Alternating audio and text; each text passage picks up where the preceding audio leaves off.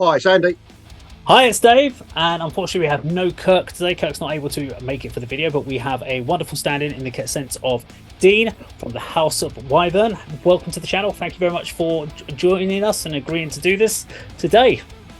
All right, boys. The North has entered the chat. The North has joined us. I'll put all the details for the House of Wyvern YouTube channel in the description of the video down below, so make sure you head on over there and check out some of the videos. Today's reaction video, as always, we're not going to tell you what it is, so no idea if Dean or Andy has seen the video before. There'll be no pausing or talking during the video, but you'll obviously be able to see us how we're absorbing the track, and we'll share all our thoughts and feelings at the end. Let's go check out today's video.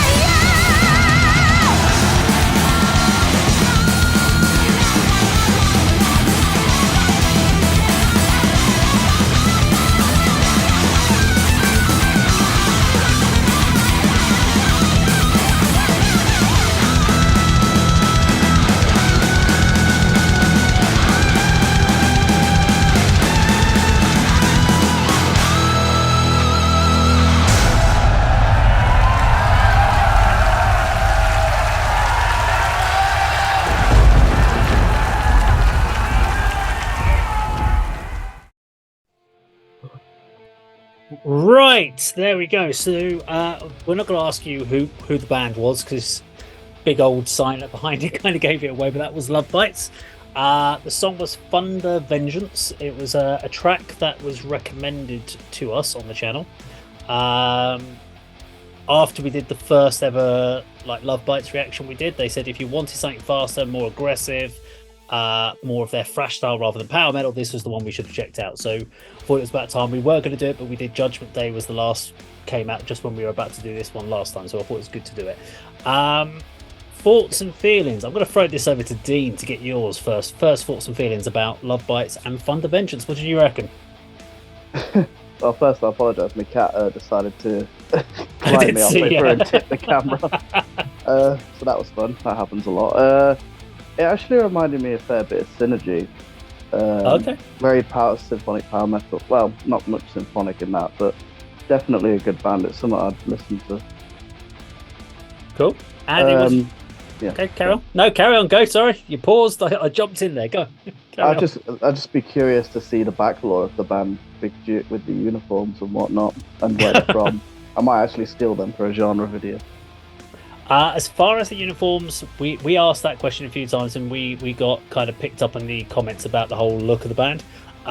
It's just they wanted to stand out and look different from everyone else being in the black, so they wore white. There isn't any further lore, and we asked exactly the same thing. We were asking because, especially with Japanese bands, there's a lot of symbolism. So color schemes mean something more than just the color normally. So that's what we were trying to get to. Was there a deeper meaning behind it? But everything that came back was they wanted to stand out. They were quite petite, quite small. They didn't want to just wear black, so they went for a whole white look. So they stood out against their backdrop. So. And the name of the band is basically off of the Hailstorms. They love the Hailstorm track. That's why they call themselves Lovebites. So there you go. There's a bit of lore in there for you. Andy, what do you reckon, mate?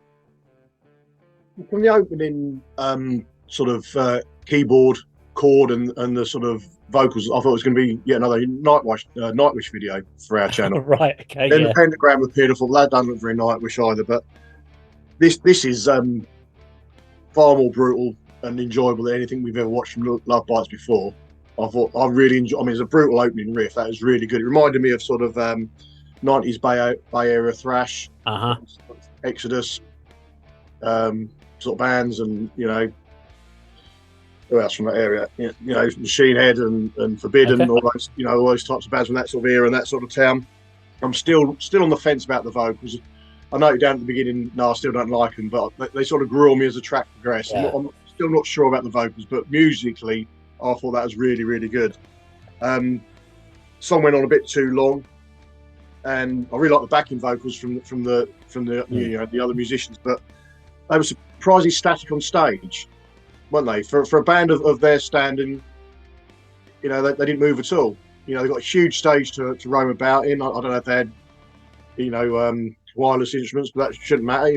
They basically stood where they were, done a bit of backing vocals and stepped back. But yeah, as a Lovebites song, I really enjoyed that. I just still need to get my mind around whether I'm a fan of the vocals, but that was the best Lovebites track we have looked at. Yeah, I mean, I pretty much concur with what you said there. So I thought the track's really strong, fast, fresh track. It's very similar in tone to Anthrax's Caught in the Mosh. That tail off is exactly off of Caught in the Mosh, and it just stuck with me there. And a lot of the changes up are of that similar ilk, so it is kind of 80s thrash. They performed it very, very well, but the first thing that stuck in my head was, why are they not moving? The performance on stage doesn't match the ferocity of the track. And I then started, as soon as I heard the Anthrax kind of idea of the riff in my head, I was thinking if Anthrax were playing this, they would have been moving around the stage. They would have been moving around, and I didn't get that same level of energy. And I don't know if that was just something that was planned. It was only really when we got to that mid-section kind of breakdown bit, when the bassist started headbanging and moshing, and I suddenly thought, oh, there's a bit of energy from the stage here. But I was hoping that drum solo would go a little bit somewhere. But yes, I thought it was going to do something a bit more than just a little bit of a fill, because it was a bit like, it's going to be more, like it's going to be big, it's going to be a minute and a half breakdown of some interesting drums, but it teased a wee bit. A bit of a wee tease. But I thought it was a good track. I just, yeah, I actually think I preferred the Judgment Day track that we did, as I think it showed more development as a track. This felt like leaning very heavily on 80s thrash. But I liked when we did Judgment Day because it felt like they were doing something a bit different, going in a bit more of a... Their songwriters, it felt like it had improved a bit more than what they've heard on their earlier stuff. We'll probably get slated, although we have got the Judgment Day album to review on the channel, so it'll be interesting to check out the whole album. But yeah, very good track overall. Just some thoughts about what we would like to have maybe seen a bit different, maybe a bit more energy on stage. And I don't know if they do that at all on any of their gigs. Do they move around a lot, or are they quite static on stage? We'd have to ask the people to let us know in that one. Maybe they can recommend a video where we can actually see them live on stage, giving a bit more of a run around so that we can see that energy level. Don't know. Well, there we go. That was Lovebites and Thunder Vengeance. Now, if you like this video, please do like, share, and subscribe, and we'll see you on another video sometime very soon. Take care.